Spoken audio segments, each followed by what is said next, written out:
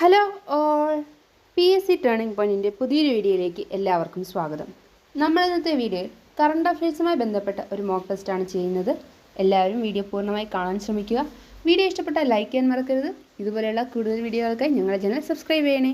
വീഡിയോയിലേക്ക് കിടക്കാം. ആദ്യത്തെ ചോദ്യം നോക്കാം.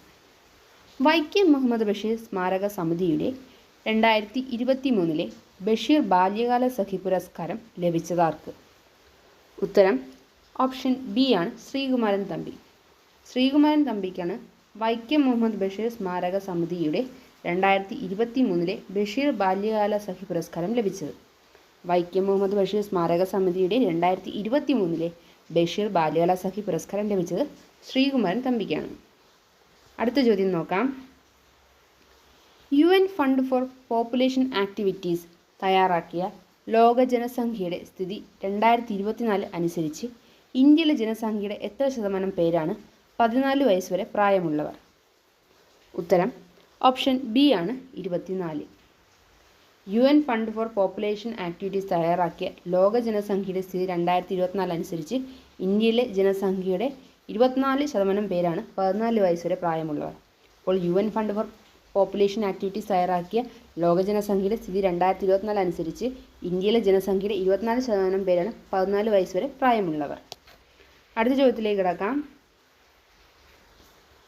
2024 പുരുഷ കായിക താരത്തിനുള്ള ലോറസ് പുരസ്കാരം ലഭിച്ചത് ആർക്ക്? ഉത്തരം ഓപ്ഷൻ സി ആണ് നൊവാക് ജോക്കോവിച്ച്. നൊവാക് ജോക്കോവിച്ചിനാണ് 2024 പുരുഷ കായിക താരത്തിനുള്ള ലോറസ് പുരസ്കാരം ലഭിച്ചത്. 2024 പുരുഷ കായിക താരത്തിനുള്ള ലോറസ് പുരസ്കാരം ലഭിച്ചത് നൊവാക് ജോക്കോവിച്ചിനാണ്. അപ്പോൾ നൊവാക് ജോക്കോവിച്ചിനാണ് 2024 പുരുഷ കായിക താരത്തിനുള്ള ലോറസ് പുരസ്കാരം ലഭിച്ചത്. അടുത്ത ചോദ്യം നോക്കാം. ഇന്ത്യൻ നാവികസേനയുടെ നിലവിലെ മേധാവി? ഉത്തരം ഓപ്ഷൻ എ ആണ് ദിനേശ് കുമാർ ത്രിപാഠി. അപ്പോൾ ദിനേശ് കുമാർ ത്രിപാഠിയാണ് ഇന്ത്യൻ നാവികസേനയുടെ നിലവിലെ മേധാവി. ഇന്ത്യൻ നാവികസേനയുടെ നിലവിലെ മേധാവി ദിനേശ് കുമാർ ത്രിപാഠി. അപ്പോൾ ദിനേശ് കുമാർ ത്രിപാഠിയാണ് ഇന്ത്യൻ നാവികസേനയുടെ നിലവിലെ മേധാവി.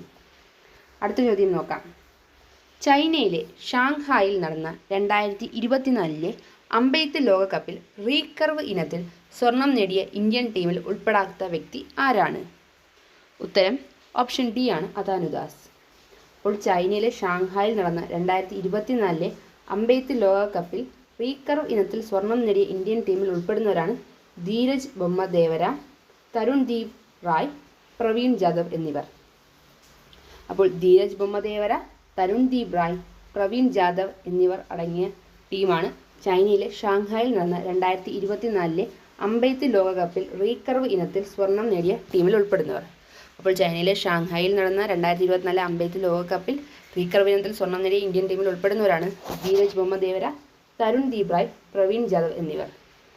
അടുത്ത ചോദ്യം നോക്കാം. 2023 മാക്സസെ അവാർഡ് ലഭിച്ച ഇന്ത്യക്കാരൻ? ഉത്തരം ഓപ്ഷൻ എ ആണ് ആർ രവി കണ്ണൻ. ആർ രവി കണ്ണനാണ് 2023 മാക്സസെ അവാർഡ് ലഭിച്ച ഇന്ത്യക്കാരൻ. 2023 മാക്സസെ അവാർഡ് ലഭിച്ച ഇന്ത്യക്കാരൻ ആർ രവി കണ്ണനാണ്. അടുത്ത ചോദ്യം. സൈബർ തട്ടിപ്പുകൾ തടയുക എന്ന ലക്ഷ്യത്തോടെ 2023 ഒക്ടോബറിൽ CBI നടത്തിയ പരിശോധന? ഉത്തരം ഓപ്ഷൻ എ ആണ് ഓപ്പറേഷൻ ചക്ര 2. സൈബർ തട്ടിപ്പുകൾ തടയുക എന്ന ലക്ഷ്യത്തോടെ 2023 ഒക്ടോബറിൽ CBI നടത്തിയ പരിശോധന ഓപ്പറേഷൻ ചക്ര 2. ഓപ്പറേഷൻ ചക്ര 2 എന്നത് സൈബർ തട്ടിപ്പുകൾ തടയുക എന്ന ലക്ഷ്യത്തോടെ 2023 ഒക്ടോബറിൽ CBI നടത്തിയ പരിശോധനയാണ്. അടുത്ത ചോദ്യത്തിലേക്ക് കടക്കാം. കേരള സർക്കാരിൻ്റെ ആദ്യ സ്പൈസസ് പാർക്ക് നിലവിൽ വരുന്നത് എവിടെയാണ്? ഉത്തരം ഓപ്ഷൻ ബി ആണ് തൊടുപുഴ. തൊടുപുഴയിലാണ് കേരള സർക്കാരിൻ്റെ ആദ്യ സ്പൈസസ് പാർക്ക് നിലവിൽ വരുന്നത്. കേരള സർക്കാരിൻ്റെ ആദ്യ സ്പൈസസ് പാർക്ക് നിലവിൽ വരുന്നത് തൊടുപുഴയിലാണ്. അപ്പോൾ തൊടുപുഴയിലാണ് കേരള സർക്കാരിൻ്റെ ആദ്യ സ്പൈസസ് പാർക്ക് നിലവിൽ വരുന്നത്. അടുത്ത ചോദ്യം. ഏറ്റവും വേഗത്തിൽ 26,000 റൺസ് തികച്ച സച്ചിൻ ടെണ്ടുൽക്കറുടെ റെക്കോർഡ് തകർത്തത് ആരാണ്? ഉത്തരം ഓപ്ഷൻ എ ആണ് വിരാട് കോഹ്ലി. വിരാട് കോഹ്ലിയാണ് ഏറ്റവും വേഗത്തിൽ 26,000 റൺസ് തികച്ച സച്ചിൻ ടെണ്ടുൽക്കറുടെ റെക്കോർഡ് തകർത്തത്.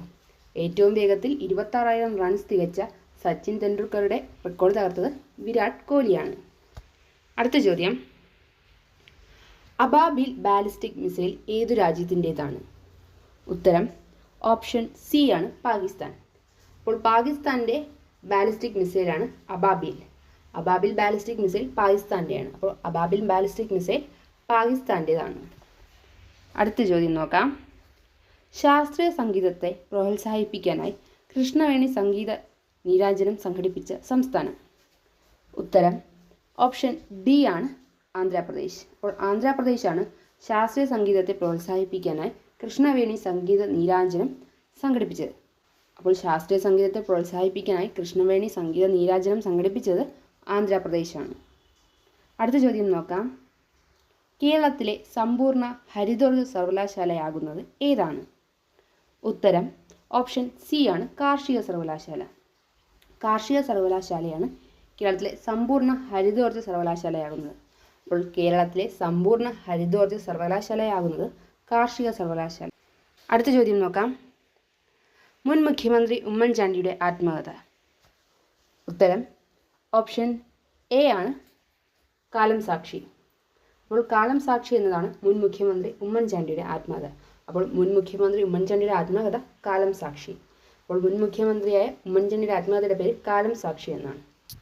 അടുത്ത ചോദ്യത്തിലേക്ക് കടക്കാം. ഇന്ത്യയിലെ ആദ്യ ബയോഡൈവേഴ്സിറ്റി അറ്റ്ലസ് തയ്യാറാക്കിയ സംസ്ഥാനം. ഉത്തരം ഓപ്ഷൻ സി ആണ് ഗോവ. അപ്പോൾ ഗോവയാണ് ഇന്ത്യയിലെ ആദ്യ ബയോഡൈവേഴ്സിറ്റി അറ്റ്ലസ് തയ്യാറാക്കിയ സംസ്ഥാനം. ഇന്ത്യയിലെ ആദ്യ ബയോഡൈവേഴ്സിറ്റി അറ്റ്ലസ് തയ്യാറാക്കിയത് ഗോവയാണ്. അപ്പോൾ ഗോവയാണ് ഇന്ത്യയിലെ ആദ്യ ബയോഡൈവേഴ്സിറ്റി അറ്റ്ലസ് തയ്യാറാക്കിയ സംസ്ഥാനം. അടുത്ത ചോദ്യം. 53-ാം സംസ്ഥാന ചലച്ചിത്ര പുരസ്കാരത്തിൽ മികച്ച നടനുള്ള പുരസ്കാരം ലഭിച്ചത് ആർക്ക്? ഉത്തരം ഓപ്ഷൻ എ ആണ് മമ്മൂട്ടി. മമ്മൂട്ടിക്കാണ് 53-ാമത് സംസ്ഥാന ചലച്ചിത്ര പുരസ്കാരത്തിൽ മികച്ച നടനുള്ള പുരസ്കാരം ലഭിച്ചത്. അപ്പോൾ 53-ാമത്തെ സംസ്ഥാന ചലച്ചിത്ര പുരസ്കാരത്തിൽ മികച്ച നടനുള്ള പുരസ്കാരം ലഭിച്ചത് മമ്മൂട്ടിക്കാണ്. അടുത്ത ചോദ്യം. ഇതിൽ ഏത് സംസ്ഥാനം രൂപീകൃതമായതിൻ്റെ 10ാം വാർഷികമാണ് 2023 ആഘോഷിച്ചത്? ഉത്തരം ഓപ്ഷൻ സി ആണ് തെലങ്കാന. തെലങ്കാന രൂപീകൃതമായതിൻ്റെ 10ാം വാർഷികമാണ് 2023 ആഘോഷിച്ചത്. അപ്പോൾ 2023 തെലങ്കാന രൂപീകൃതമായതിൻ്റെ 10ാം വാർഷികമാണ് ആഘോഷിച്ചത്. അടുത്ത ചോദ്യത്തിലേക്ക് കടക്കാം. ലോകത്തെ ആദ്യ ആർട്ടിഫിഷ്യൽ ഇൻ്റലിജൻസ് ഉച്ചകോടിക്ക് വേദിയാകുന്നത്. ഉത്തരം ഓപ്ഷൻ എ ആണ് ബ്രിട്ടൻ. അപ്പോൾ ബ്രിട്ടനാണ് ലോകത്തെ ആദ്യ ആർട്ടിഫിഷ്യൽ ഇൻ്റലിജൻസ് ഉച്ചകോടിക്ക് വേദിയാകുന്നത്. ലോകത്തെ ആദ്യ ആർട്ടിഫിഷ്യൽ ഇൻ്റലിജൻസ് ഉച്ചകോടിക്ക് വേദിയാകുന്നത് ബ്രിട്ടനാണ്. അടുത്ത ചോദ്യം നോക്കാം. 2023 മെയ്യിൽ ഇന്ത്യൻ തീരങ്ങളിൽ നാശം വിതച്ച മോക്ക കൊടുങ്കാറ്റിന് പേര് നൽകിയ രാജ്യം. ഉത്തരം ഓപ്ഷൻ ബി ആണ് യമൻ.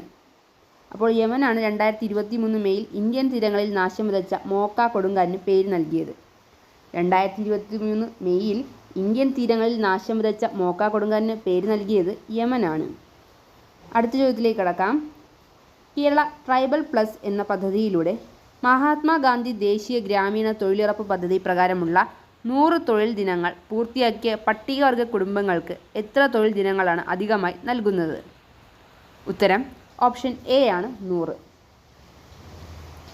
കേരള ട്രൈബൽ പ്ലസ് എന്ന പദ്ധതിയിലൂടെ മഹാത്മാഗാന്ധി ദേശീയ ഗ്രാമീണ തൊഴിലുറപ്പ് പദ്ധതി പ്രകാരമുള്ള 100 തൊഴിൽ ദിനങ്ങൾ പൂർത്തിയാക്കിയ പട്ടികവർഗ കുടുംബങ്ങൾക്ക് 100 തൊഴിൽ ദിനങ്ങളാണ് അധികമായി നൽകുന്നത്. കേരള ട്രൈബൽ പ്ലസ് എന്ന പദ്ധതിയിലൂടെ മഹാത്മാഗാന്ധി ദേശീയ ഗ്രാമീണ തൊഴിലുറപ്പ് പദ്ധതി പ്രകാരമുള്ള 100 തൊഴിൽ ദിനങ്ങൾ പൂർത്തിയാക്കിയ പട്ടികവർഗ കുടുംബങ്ങൾക്ക് 100 തൊഴിൽ ദിനങ്ങളാണ് അധികമായി നൽകുന്നത്. അടുത്ത ചോദ്യം നോക്കാം. പുതിയ പാർലമെൻറ്റ് മന്ദിരത്തിൽ ലോകസഭയിലെ ഇരിപ്പിടങ്ങളുടെ എണ്ണം.